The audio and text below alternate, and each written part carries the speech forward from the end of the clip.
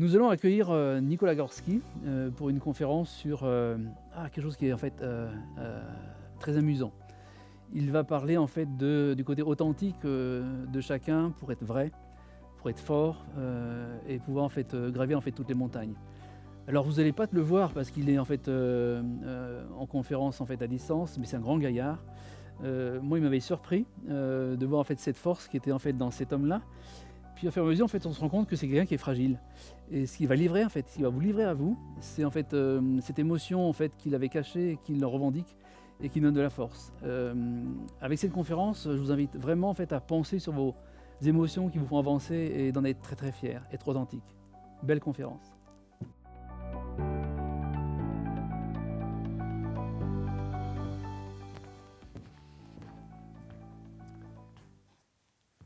« 17 mars 2008. Je jette un coup d'œil sur ma montre, il est 15h53. Je suis sur le parking de l'usine pour laquelle je bosse depuis 9 ans. Ce décor, je le connais par cœur. Les couleurs, mais aussi les odeurs, celle de l'huile de coupe qui se mélange avec celle de la fonderie voisine. Ce qui était ma voiture de fonction est là juste à côté de moi et pourtant, je n'ai plus les clés. J'ai peur. Les vibrations des presses m'envahissent le corps et ne font plus qu'un avec moi. Je suis là comme depuis que je suis gamin à hésiter. Depuis que je suis tout petit, je me pose toujours la même question. Qu'est-ce que je dois faire? Est-ce que je dois y aller? Et cette peur me retient. Je viens d'être viré, débarqué, mis à pied conservatoire, monsieur. Vous partez. Je viens de laisser mon téléphone, mon ordinateur. J'ai peur. Qu'est-ce qui se passe? Qu'est-ce que je vais devenir? Je n'existe plus. Pourtant, c'est le premier jour du reste de ma vie. Celui qui fait que je suis là, face à vous aujourd'hui. Évidemment, à ce moment-là, je ne le sais pas encore, mais 3 ans de procès me donneront raison à chacune des étapes et apporteront surtout une conclusion favorable pour moi. Ce 17 mars 2008 est une renaissance pour moi. À partir de cet instant, je vais apprendre et je vais devenir ce que je suis devenu aujourd'hui. Je vais devenir joyeux et authentique. Je vais comprendre que c'est OK d'avoir peur. Je vais comprendre que la sincérité passe par l'authenticité et que l'authenticité, c'est de m'accepter moi-même, avec mes talents, mes points forts, mais aussi mes travers et mes défauts. Je vais comprendre que la joie offre les plus belles opportunités et que jouer le meilleur rôle de ma vie, c'est d'être moi-même. C'est lorsque je suis moi-même que je suis le meilleur coéquipier, le meilleur manager, le plus grand leader et aussi le meilleur ami. L'authenticité est révélateur de performance. La promesse que je vous fais aujourd'hui en vous emmenant sur ce chemin et partageant mon histoire avec vous, c'est de vous accompagner pour faire de vos peurs un accélérateur de performance qui vous guidera vers la joie et surtout d'accepter de devenir authentique en découvrant ou redécouvrant le vrai vous en vous. Alors pourquoi c'est OK pour moi d'avoir peur? Eh bien d'abord, la peur, c'est une émotion définie par un certain nombre de chercheurs comme les 4 émotions de base, au même titre que la tristesse, la colère et la joie. C'est un mécanisme de défense instinctif qui manifeste l'identification d'un danger dans une situation. Ça nous arrange bien d'ailleurs parce que si nous sommes là aujourd'hui, et si je suis là face à vous et vous face à moi, c'est bien parce que depuis des millénaires, l'homme a fui face au danger, en échappant au mammouth par exemple, pour assurer sa survie. Cette peur est un mécanisme qui se passe au niveau de mon cerveau, basé sur des suppositions pour une situation que je ne connais pas encore, ou bien au contraire sur des vieilles mémoires que je vais aller chercher, remettre au goût du jour et réactualiser dans la situation que je suis en train de vivre. Mon cerveau va alors me proposer 3 modes de réponse. Le premier, c'est la fuite. Le deuxième, c'est l'attaque. Et puis il y a le bug. C'est plutôt celle-là, la situation moi que j'ai connue. Bugger, planter là, arrêter. En fonction de l'éducation qu'on a reçue, il n'est pas toujours avouable de dire qu'on a peur. C'est rarement très bien vu d'ailleurs d'avouer ses peurs. On a du mal à s'imaginer avouer ses peurs aux gens qui sont autour de nous. Alors imaginez au boulot, dans l'entreprise, si quelqu'un vient vous voir pour vous dire qu'il a peur. Si vous allez voir votre patron, votre N+1, votre boss, votre président pour lui dire « Boss, là, avec cette crise sanitaire et les conséquences économiques, j'ai peur pour mon poste, j'ai peur pour ma santé. » Quelle va être la réaction de la personne confrontée à cette situation? Comment va-t-elle réagir? Pire encore, imaginez que ce soit ce fameux N+1, ce boss, ce PDG qui vienne vous voir pour vous avouer qu'il a peur. Incroyable? Inconcevable? Pourtant, Emmanuel Macron n'aurait pas peur? Emmanuel Macron n'aurait pas eu peur le 16 mars 2020 lorsqu'il annonce le confinement? L'émotion peur est pour tout le monde, mais tout le monde ne la partage pas. Tout de suite après la peur vient le soulagement. Ce soulagement, il est issu de la notion de sécurité, qui fait suite à la situation de danger, réel ou potentiel. Mon cerveau perçoit une menace, il va donc mobiliser un maximum de ses ressources pour identifier la gravité de la situation, l'analyser et me proposer un mode de réponse. Je fais face à une situation, ça génère chez moi des pensées qui vont faire naître une émotion en moi. Et cette émotion va engendrer un comportement. Si nous nous concentrons sur cette émotion peur, tout va se passer au niveau du cerveau. Dans le système limbique, c'est le lieu des émotions. Mon cerveau va alors mobiliser tout mon organisme, l'intégralité de mon moi, pour maximiser mes chances de survie. Et moi, je fais quoi, moi? Sur mon parking d'usine, je reste là, planté, buggé. C'est la plus grosse erreur que je fais. Je ne réponds pas à ma peur par une action physique, je lui réponds avec une réponse mentale. En répondant à ma peur avec une réponse mentale, je la nourris, je l'alimente, et je m'enferme dans un cercle dont je ne peux pas sortir. Cette satanée émotion peur est proportionnelle à notre intelligence et à nos connaissances. Elle est proportionnelle à la capacité qu'on a à faire des liens entre des sujets et des situations que nous connaissons. Le danger génère la peur, donc mon cerveau se met en route et fabrique le danger. Je me crée et me fabrique tout un tas de situations les plus effrayantes possibles. Je m'enferme dans mes peurs. Dingue, non? Eh bien, peut-être pas tant que ça, finalement. On tient peut-être là la piste de réponse pour comprendre que seuls 8% de nos peurs sont rationnelles. Tout le reste, c'est le cerveau. Alors, comment faire pour sortir de cette émotion peur? Qu'est-ce que je peux faire pour quitter cette situation? J'ai personnellement identifié plusieurs solutions, plusieurs astuces, quelques trucs que je m'efforce d'utiliser au quotidien parce que vraiment, ils me rendent service. Et je vais vous partager le truc le plus simple. Ça consiste à accepter ma peur. Je la regarde arriver, j'écoute ce que ça provoque chez moi, et j'observe les réactions aussi bien dans mon organisme que dans mon esprit. Et à partir de là, j'y apporte une réponse physique. Crier, courir, frapper, hurler même peut-être, voire simplement me lever. Notamment la nuit, lorsqu'à 4 heures du matin, mon cerveau se met en route et qu'il ne s'accroche très rarement sur des sujets confortables ou joyeux. Alors pour moi, c'est OK d'avoir peur. Tant pis pour ceux qui ne sont pas d'accord et tant pis pour l'éducation. J'ai peur et c'est OK. Mais je suis libre de choisir de ce que je fais de cette émotion lorsqu'elle s'invite chez moi. Un peu comme lorsque je suis au volant de ma voiture, je choisis la pédale sur laquelle j'ai envie d'appuyer. Je freine, j'accélère. Cette émotion peur, qu'est-ce que j'en fais? Stress positif? Vigilance? Action? Quelle que soit ma décision, je la prends en conscience. Parce que je suis moi. Je choisis mon comportement. Et à partir de ce moment-là, je suis dans l'authenticité. Je suis fils unique. J'ai toujours eu beaucoup de chance avec ça. Très vite, ma mère m'a beaucoup aimé. Elle me kiffe grave. Et en bon fils unique qui se respecte, elle a toujours fait tout ce qu'elle a pu pour moi. Beaucoup de cadeaux, énormément d'amour. Mais elle m'a aussi transmis quelque chose dont je crois elle se serait bien passée. Les hommes de science appellent ça une exodéviation. Un ophtalmo vous dira que c'est un strabisme divergent. Et moi, je vous dirais simplement que j'ai un œil qui dit merde à l'autre. Alors certains me diront « Oh non, c'est pas vrai, t'exagères. » Non, je te jure, ça se voit pas. J'avais pas vu. Sauf qu'une personne sur deux à qui je dis bonjour se retourne pour voir si je suis en train de parler à la personne qui est située derrière elle. Aujourd'hui, j'en rigole. J'arrive même à trouver ça drôle. Mais ça m'a pris 43 ans. 43 ans de souffrance à me dire « je ne suis pas normal, je suis différent, je ne suis pas comme les autres ». 43 ans pour comprendre que ce petit détail, cette singularité, faisait de moi quelqu'un d'unique. 43 ans pour comprendre que je n'avais pas seulement la chance d'avoir les yeux bleus, verts ou marrons, c'est d'un commun. J'avais 2 yeux qui n'étaient pas dans l'axe. Pas de vision binoculaire, pas de vision des reliefs.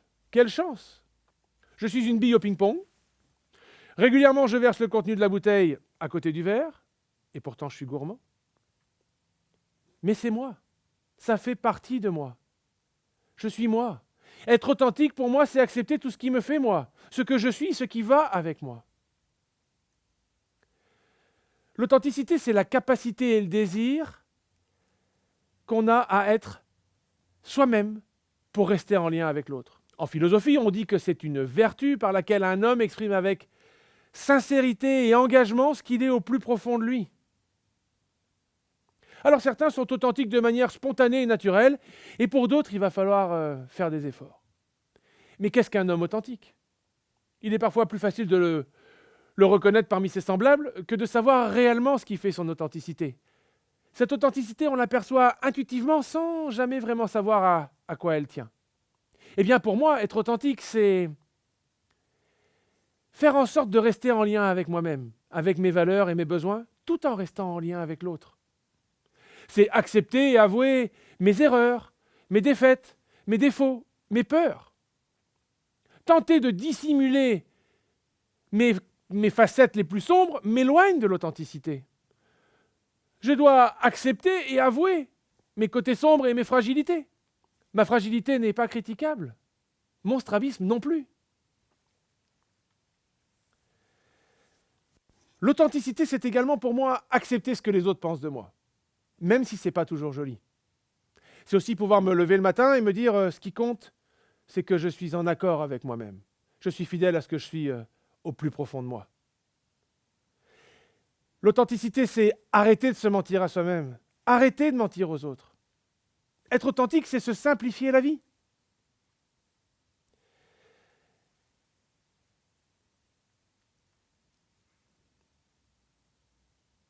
Découvrir son moi authentique, c'est découvrir le seul et unique agent responsable de son propre bonheur. Car oui, l'authenticité est la clé du bonheur et serait même l'un des facteurs les plus importants du bien-être. Je ne sais pas si vous avez remarqué, mais il y a un effet immédiat en plus avec l'authenticité. Lorsque nous sommes authentiques, tout de suite, les autres le deviennent en face de nous. Cet effet miroir est instantané. L'authenticité fait naître l'authenticité.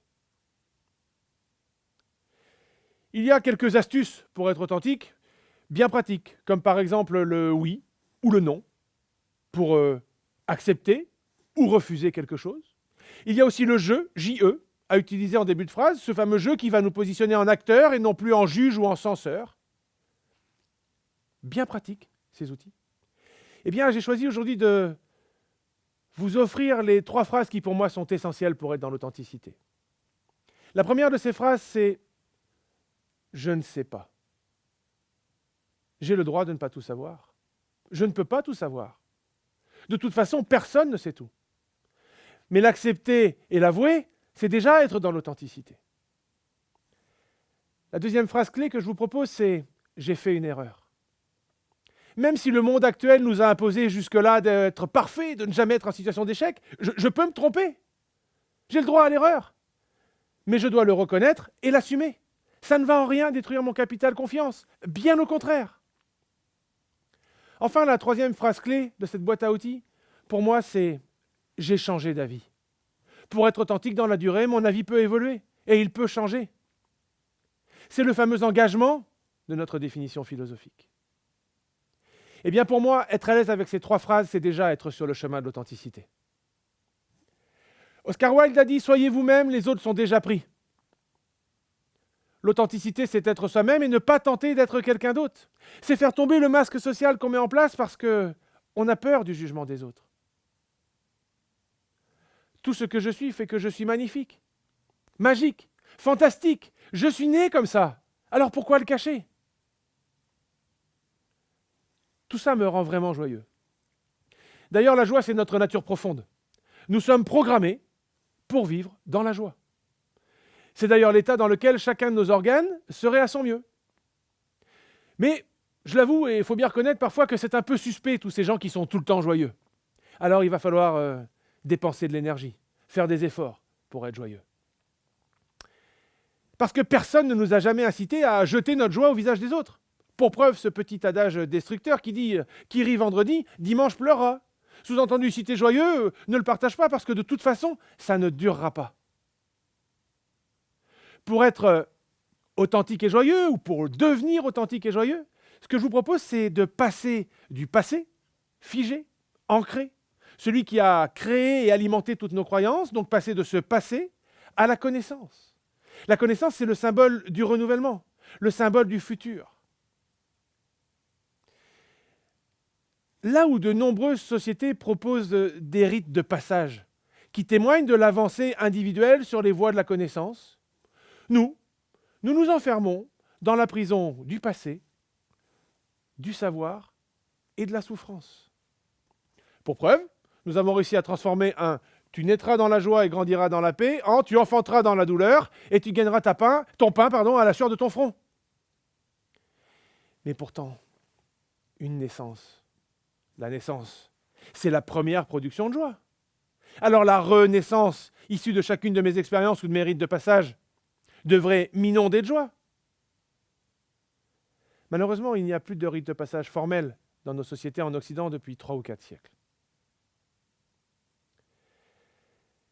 Ce passé dont je vous parle, c'est celui qui, pour moi, nous conduit à traîner notre culpabilité. Et c'est bien cette culpabilité qui va faire que nous ne sommes pas dans la joie. Parce que si je suis coupable, ce que je mérite, c'est d'être puni. Peut-être pourrions-nous accepter que chacune de nos expériences, et quelle qu'en soit l'issue, nous permet de grandir et d'avancer sur notre chemin de la connaissance, vers notre authenticité. Et les nombreuses fois où ça se passe bien, peut-être pourrions-nous simplement faire pause, arrêt sur image, pour nous laisser envahir par cette émotion de joie et la sensation de bien-être qui va avec. Quelle formidable opportunité d'ancrer une expérience positive au plus profond de nous. Nos émotions sont un cadeau de la nature. En quelque sorte, nous sommes livrés avec, mais sans la notice. Et pour beaucoup d'entre nous, nous n'avons pas reçu d'éducation à l'émotion. Je me permets de vous donner un autre conseil. Aujourd'hui, c'est de jeter un coup d'œil appuyé à la conférence de mon ami Emmanuel Desault, de l'Écurie. Le pouvoir des émotions. Vous verrez à quel point c'est fantastique. Mes relations à mes peurs ont changé, depuis que je leur réponds physiquement. Et je peux vous avouer que ma vie a, elle aussi, profondément changé. Maintenant, mes peurs et moi, nous sommes amis. Elles font ce que je suis, unique et authentique. Parfois fragile, parfois fort. Presque 12 ans, jour pour jour, après le début de mon histoire, le 16 mars 2020, je suis assis sur mon canapé dans un environnement confortable, favorable face à la télévision, et j'assiste à 20h01 à l'allocution du président de la République. Ce soir-là, le chef des armées va prononcer à 6 reprises un « Nous sommes en guerre » qui va réveiller en moi les peurs les plus profondes. Alors je me suis mis en mouvement pour leur répondre. Et vous? Est-ce que c'est OK pour vous maintenant d'avoir peur? Allez-vous accepter de dire « je ne sais pas » ? J'ai fait une erreur? Ou tout simplement, j'ai changé d'avis? L'opportunité est là. L'opportunité est là de rester fidèle à ce que nous sommes et de profiter de chacune des expériences de la vie en célébrant les petites victoires. Peut-être pourrions-nous accepter que le plus beau rôle de notre vie, c'est celui d'être nous-mêmes. Alors avant de répondre à vos questions et de poursuivre cet échange avec vous, je voudrais formuler 3 vœux. Je nous souhaite beaucoup de bonheur. Je nous souhaite beaucoup de transformation de nos peurs en joie et surtout de devenir authentiques. Merci.